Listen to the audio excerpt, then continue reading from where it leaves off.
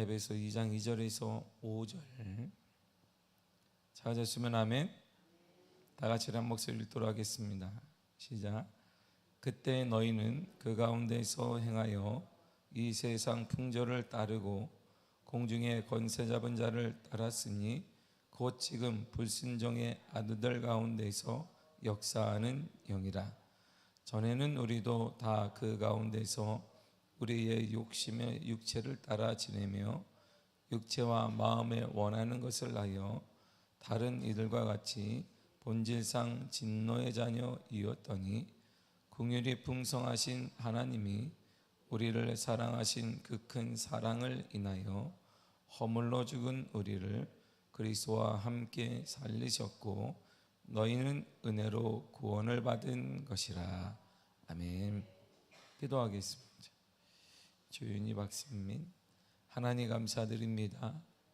기도에 제목을 하시는 하나님께서 날마다 은혜를 더하여 주셔서 그 무엇보다 주를 믿고 사는 것, 주와 더불어 사는 것, 주를 주인으로 모시고 사는 참된 인생의 기쁨을 사랑하는 자녀들과 그 가정과 가문에 허락하여 주옵소서. 날마다 모든 성도들 가정마다 그 무엇보다 예수 그리스도가 주인 되는 가정, 예수 그리스도가 앞서가는 복된 가정과 가문으로 축복하여 주옵소서. 오늘 이 아침에도 하나님의 말씀을 상고합니다. 깨달음 허락하시고 말씀 잡고 간절히 기도할 때 하나님 문이 열려지는 은혜도 허락하여 주옵소서.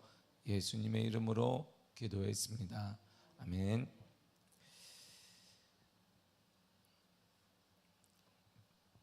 구원받기 전에 모습에 대해서 사도 바울은 얘기하는데, 사도 바울의 간증은 사도행전을 보게 되면 다메섹을 기점으로 해서 사도 바울의 삶을 정확히 나누게 됩니다. 우리가 말하는 간증이라고 말하는 것은 예수님을 믿기 전과 후의 내용을 말합니다. 흔히 사람들이 간증이 있다라고 하는데 그 간증이란 뭐냐면 예수님을 믿기 전과 믿기 후의 모습을 얘기하는 거예요.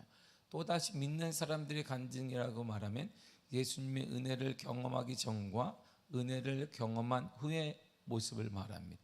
그러니까 우리가 흔히 말하는 예수를 믿기 전에 간증, 믿는 후에도 간증이 나타나는 것은 믿기 전과 하나님의 은혜 받기 전과 후가 상당히 정확하게 구분된다는 것입니다. 지금도 우리가 믿는 사람을 바라보면 우리의 자녀들이나 우리 이웃들이 도전을 받거나 때로는 반대로 교회를 떠나게 되는 이유는 뭐냐면 믿기 전과 후, 그리고 하나님의 은혜를 경험하기 전과 후가 별 차이가 없기 때문이에요.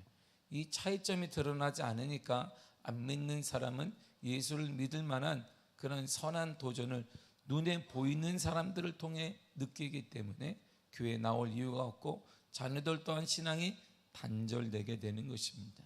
그래서 이 간증이란 대단히 중요한 것인데 우리의 자랑을 얘기하는 것이 아니라 믿기 전과 후가 정확히 구분되는 삶, 은혜 받기 전과 후가 정확히 구분되는 삶은 모든 사람들이 확인해야 되고 확인되어지며 볼 수 있고 보여져야 한다는 것입니다. 이게 성경이 우리들에게 말하는 선한 도전이 아니라 진리예요. 내가 은혜를 크게 받았다, 이것은 말할 필요가 없어요. 그 이유는 뭐냐면 큰 은혜 받기 전과 후가 완전히 다르기 때문이에요. 그런데 우리가 말로는 다릅니다, 우리가 받았습니다 함에도 불구하고 우리가 그 받은 것을 기점으로 해서 변화에 대해서 못 느끼게 되는 것, 그것은 자신의 착각이거나 자신의 어떤 것에 도취된 것이거나 심리학적 작용일 수가 있다라는 것입니다. 오늘 본문이 얘기를 하는 거야. 구원받기 전의 모습에 대해서 사도 바울은 에베소 교인들은 이방인들이에요. 그러니까 이방인들에 대해서 정확히 얘기해 줍니다. 콕 집어서 얘기해 줘요. 본문의 2절을 보세요. 시작.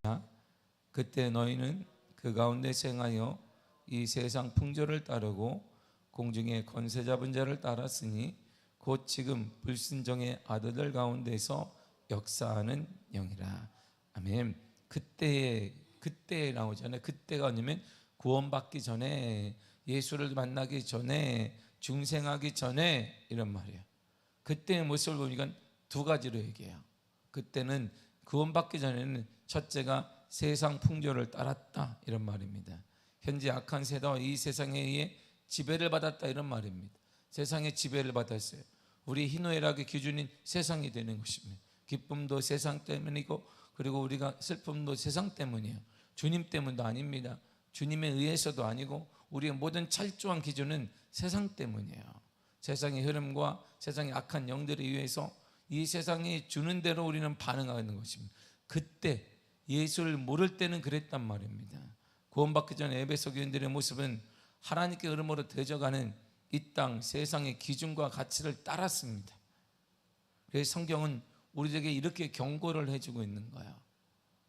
로마서 12장 2절의 시작. 너희는 이 세대를 본받지 말고 오직 마음을 새롭게 함으로 변화를 받아 하나님의 선하시고 기뻐하시고 온전하신 뜻이 무엇인지 분별하도록 하라. 아멘. 이 세대를 본받지 말라, 이렇게 얘기해요. 이 세대를 본받지 말라. 이 세대를 본받는다는 것은 우리가 구원받기 전의 모습이에요. 그런데 아직도 우리가 구원받은 후에도 이 세대를 본받고 있는 것은, 그래서 많은 신학자들과 목회자들이 하는 얘기가 뭐냐면, 현재 우리 가운데 한국 교회 중에 구원받는 무리가 몇 명이 있겠는가, 이렇게 묻는, 한국 사람들 중에 얘기하는 게 아니라 한국 교인들 중에, 주일날 예배를 나오는 사람들 중에, 자신이 기독교인이라고 말하는 사람들 중에 정말 구원받은 사람들이 얼마나 있겠느냐라고 회의적으로 보고 있게 되는 것입니다. 보수적인, 특별히 보수적인, 대단히 극단적인 보수적인 사람들은 그 중에 10%가 되겠는가라고 묻기도 하고, 이렇게 묻는 이유가 뭐냐면, 여전히 예수를 믿으면서도 구원받았다고 말하는데 구원받기 전의 모습은 세상을 따라요. 세상의 모든 걸 따라가고 있습니다. 우리가 기뻐하는 것, 우리가 슬퍼하는 것, 우리가 좌절하는 것, 우리가 행복을 누리는 것, 철저히 세상 기준과 같은 거예요. 그러니까 안 믿는 사람들이 볼 때 예수를 믿을 만한 이유가 전혀 없는 것입니다. 이들에게 하나님 보이지 않는 하나님 믿으라는 거 없는데, 이들에게는 예수를 믿는, 보이지 않는 예수를 믿는 우리의 모습을 바라보며 하나님의 살아계심의 유무를 판단하게 되는데, 자신과 전혀 특별히 달라진 게 없는 거예요. 자신이 슬퍼할 때 그도 슬퍼하고, 자신이 기뻐할 때 동일한 이유로 그도 기뻐해요. 세상 가치관을 철저히 따르기 때문에, 그래서 많은 보수의 목회자들이 얘기할 때 구원받는 무리가 얼마나 되겠는가라고 교인들을 향해 말하고 있는 것입니다. 이 세대를 본받지 말라라고 그랬어요. 그리고 하나님의 뜻이 무엇인지 분별하며 귀를 기울여야 된다는 것입니다. 우리의 관심이 어디냐면, 구원받은 후에는 하나님의 뜻, 고난 가운데 있다면 고난 중에 하나님의 뜻, 염려 가운데 하나님의 뜻, 모든 문제 가운데 하나님의 뜻이 무엇인지 우리는 거기에 귀를 기울여야 돼요. 우리 하나님은 그 고난보다, 문제보다 크신 하나님이시기 때문이에요.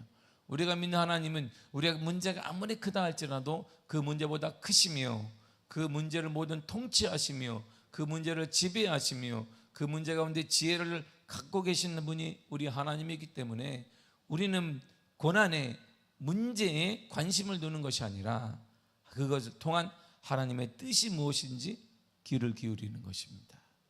이게 구원받은 후의 우리의 모습이에요. 그러나 에베소 교인들은 구원받기 전에 세상 풍조를 따라, 우리도 마찬가지예요. 두 번째가 공중의 권세 잡은 자를 따랐다, 이렇게 말해요. 공중의 권세 잡은 자는 인간의 참된 행복과 인간에 대한 하나님의 목적을 방해하는 초자연적인 악의 세력을 말합니다. 성경에서는 이 악의 세력을 악한 영들, 사탄 이렇게 말합니다. 에베소 6장 12절에 성경이 이렇게 말해요. 시작. 우리의 씨름은 혈과 육을 상대하는 것이 아니요 통치자들과 권세들과 이 어둠의 세상 주관자들과 하늘에 있는 악의 영들을 상대함이라. 아멘. 악의 영들, 바로 이게 우리가 말하는 공중의 권세 잡은 자, 이렇게 말하고 있습니다. 악의 영들이에요. 그러니까 하나님과 대치되게 만들고 우리의 행복을 빼앗아가며 기쁨을 빼앗아가는 것, 바로 그게 악의 영들이에요. 바로 그것이 공중의 권세 잡은 자라고 성경은 말합니다. 더 나아가 마가복음 8장 33절에 이렇게 말해요. 시작. 예수께서 돌이키사 제 아들을 보시며 베드로를 꾸짖어 이르시되 사탄아 내 뒤로 물러가라. 내가 하나님의 일을 생각하지 아니하고 도리어 사람의 일을 생각하는도다 하시고. 아멘. 사탄, 사단 이렇게 말하잖아요. 그러니까 공중에 거슬려 잡은 자는 악의 영들, 또한 사단 이렇게 불러요. 그렇다면 예수를 믿기 전에, 구원받기 전에 세상 풍조를 따르게 하고 공중의 권세 잡은 자를 따르게 하는 그러한 자들의 특징이 뭐냐? 특징이 여기 있어요. 2절을 다시 한번 읽겠습니다. 시작. 그때 너희는 그 가운데서 행하며 이 세상 풍조를 따르고 공중의 권세 잡은 자를 따랐으니 곧 지금 불순종의 아들들 가운데서 역사하는 영이라. 아멘. 이들의 특징이 뭐냐면 불순종이에요. 불순종 아들들 가운데 역사하는 영, 불순종이란 말입니다. 하나님과 등지게 말도 하나님의 뜻을 따르지 않게 하는 것입니다. 하나님에 대해 불순종하는 사람들이 많다는 거예요. 근데 이 세상 풍조와 공중의 권세 잡은 자는 하나님에 대해 불순종하는 사람들 가운데 역사하는 영. 그러니까 그가 주는 것은 뭐냐면 불순종을 심는 거예요. 하나님 말씀에 대해 대적하게 심는 것입니다. 하나님 말씀에 대해 회의적이라고 보는 것입니다. 그래서 지금도 우리는 끊임없이 이 악한 영, 공중의 권세 잡은 자, 그리고 세상 풍조를 따르게 하는 그 영들은 우리에게 이 시대는 하나님의 능력이 제한적이라고 말해요. 지금 하나님의 시대가 아니라고 말합니다. 하나님은 언제 역사하느냐? 아주 2000년 전, 옛날 과학이 발달하지 않은 시대, 문명이 발달하지 않은 시대, 이때만 하나님이 역사한다라고 말합니다. 지금은 과학이 발달해서 우주의 왕복선을 타고 가는 시대입니다. 지금은 온라인 시대는 옛날과 달라요. 달나라를 갈 뿐만 아니라 이제는 우주 왕복선을 타고 언제 이제 우리가 여행 갈지도 모르는 이러한 시대가 코앞에 달려 있습니다. 옛날과 2000년 전과 3000년 전과 다윗 시대와 예수님 시대와는 완전히 세상이 달라요. 근데 이 시대에는 하나님의 역사가 이루지 못한다고 보는 것입니다. 복잡 다양한 시대 속에서 하나님의 은혜도, 하나님의 역사도, 하나님의 기적도, 하나님의 충만함도 일어나지 않는다라고 우리에게 회의적인 것과 하나님의 말씀에 대한 불신앙을 심는단 말이에요. 그래서 사람들은 교회를 점점 떠나고 있습니다. 이 시대는 하나님보단 힘 있는 게 많다는 것이에요. 오늘날 시대에 극단적으로 하나님보다 가장 큰 힘이 1순위가 뭐냐? 물질이죠. 1순위가 돈이에요. 행복도 돈이고 모든 것이 다 돈입니다. 이러한 시대에 바로 그것이 사단이 우리의 영을 꽉 잡고 있는 것입니다. 주님 때문에 울어본 적은 없는데 돈 때문에는 매일같이 우는 시대가 되어버렸습니다. 주님 때문에 가슴 아파하진 않는데 우리가 물질 때문에, 사람 때문에 가슴 아파하고 가슴을 치는 시대가 오늘날이에요.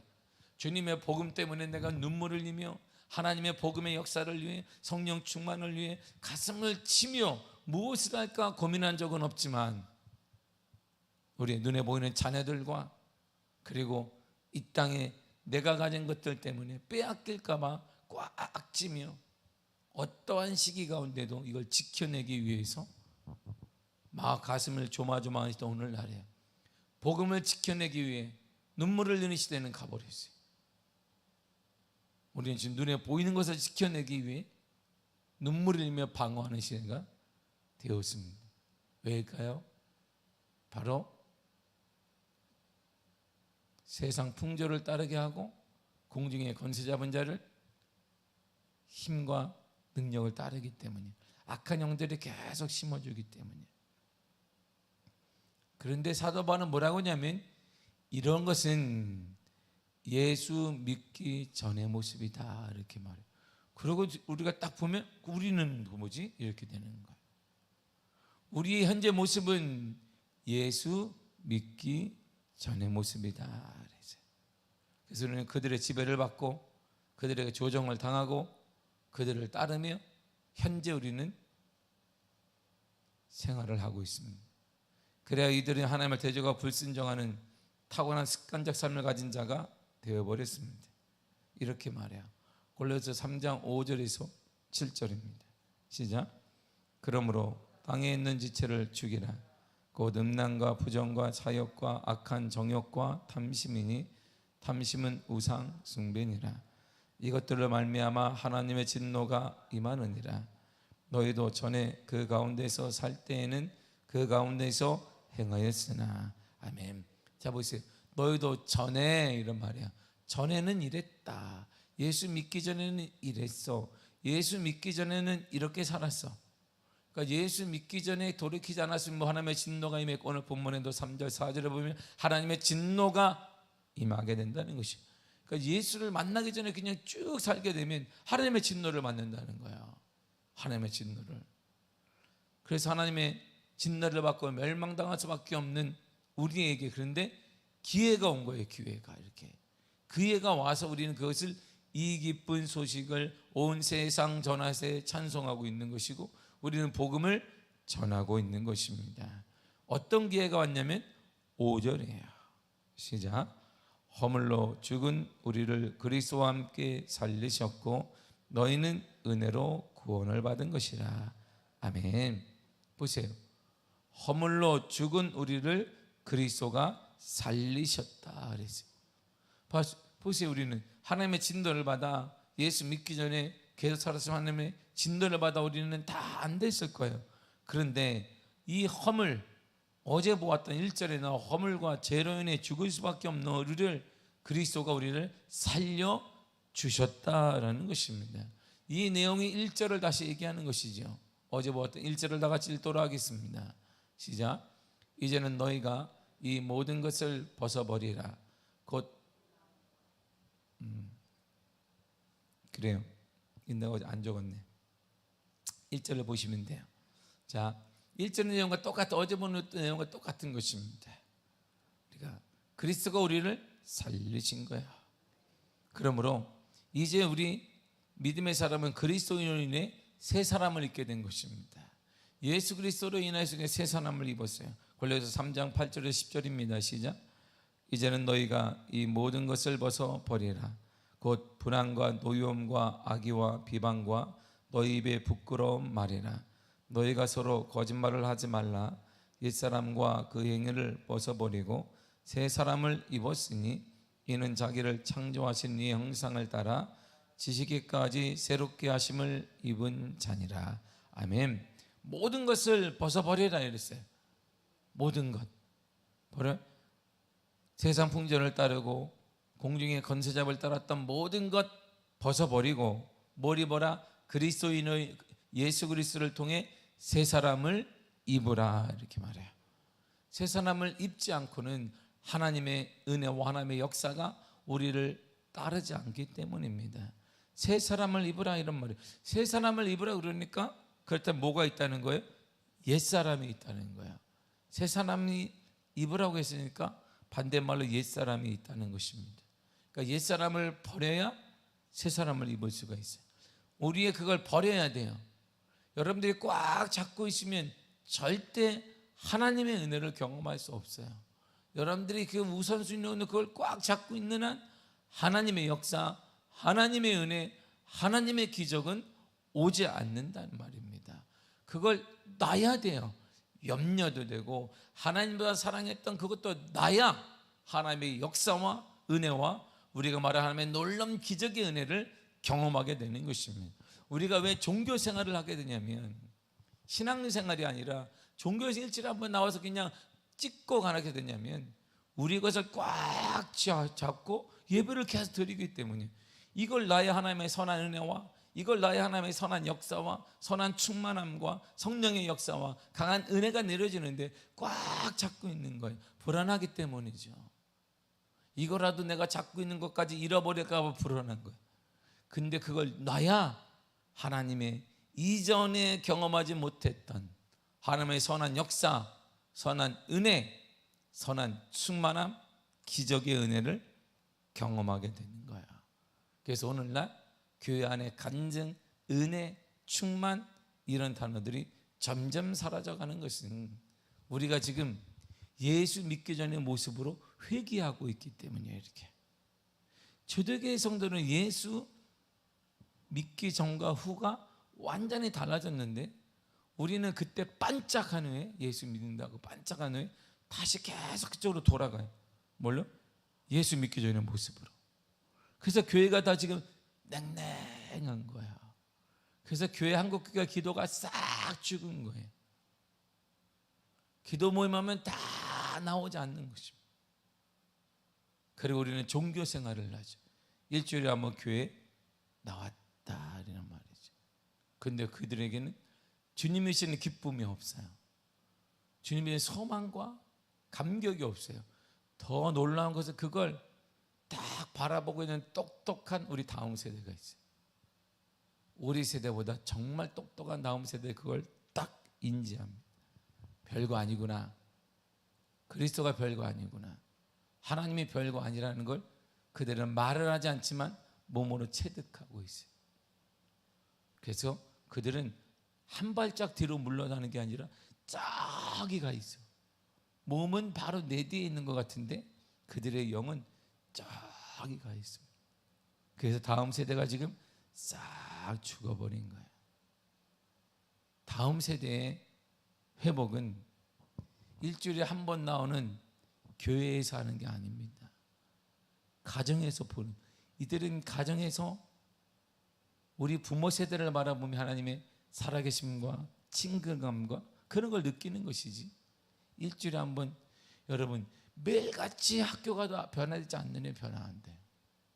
근데 일주일에 한 번 딱 1시간 그것도 드리면서 얘들이 변화될 것이다, 이야, 이런 교회에서만 이런 어설픈 생각 갖고 있으면 안 됩니다.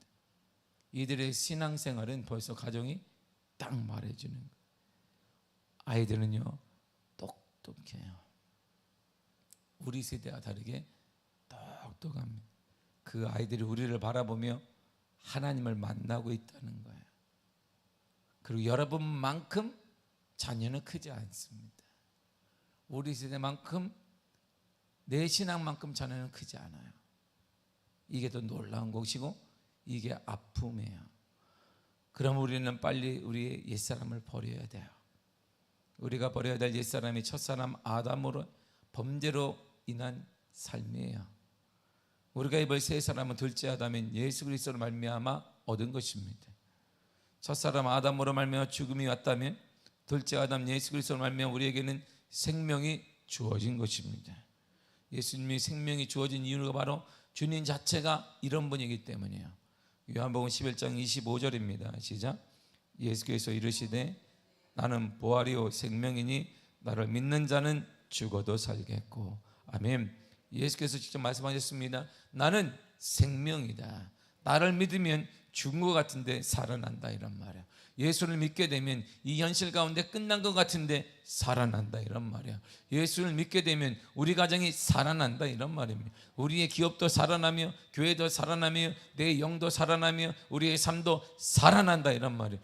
사랑하는 성도 여러분, 살아난 가정에서 우리 아이들이 신앙생활을 해야 돼요.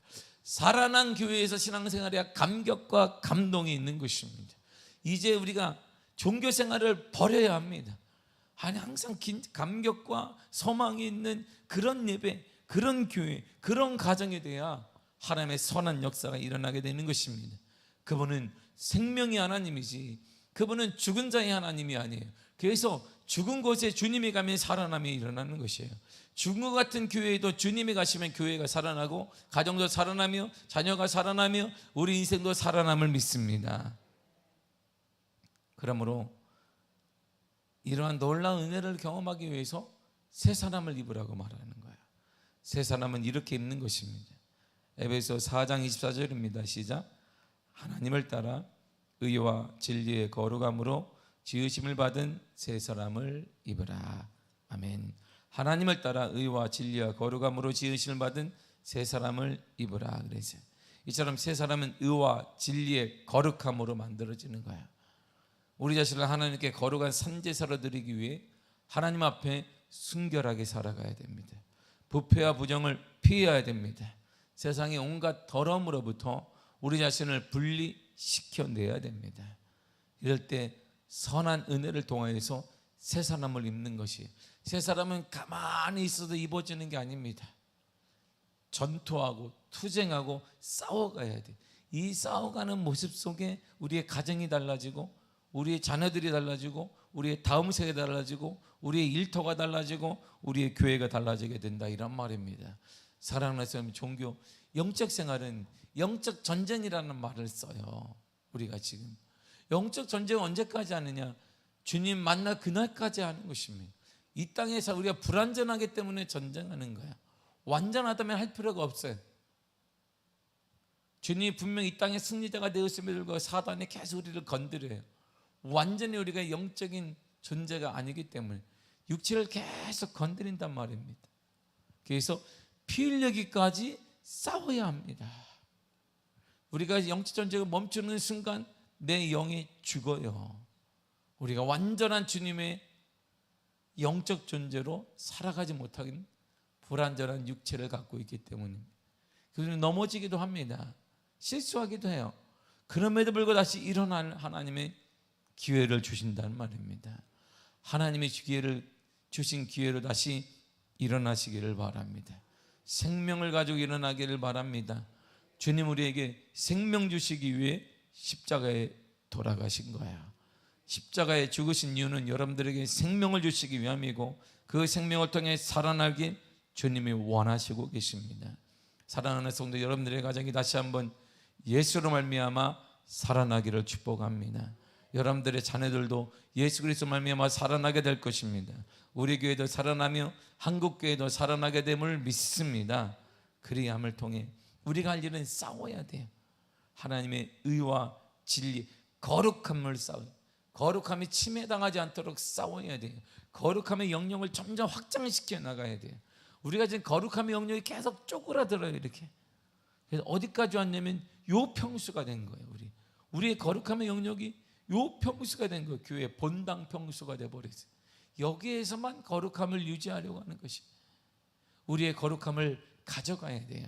여러분들의 일터로, 만나는 사람으로, 우리의 가정으로 계속 확장시켜 나가야 돼요. 그래야 하나님의 지배하고 역사하는 영역이 넓어지게 된단 말입니다. 살아계신 하나님, 능력의 하나님을 교회 안에 가둬놓지 말고 여러분들이 그 하나님을 여러분들의 가정으로, 여러분들의 일터로, 여러분들의 미래로, 여러분들이 꿈꾸는 것으로 하나님을 모셔가기를 축복합니다. 그런 놀라운 은혜를 통해 다시 한번 우리의 삶이 생명력으로 회복되기를 간절히 축복합니다. 기도하겠습니다. 하나님 감사드립니다. 오늘 우리에게 하루도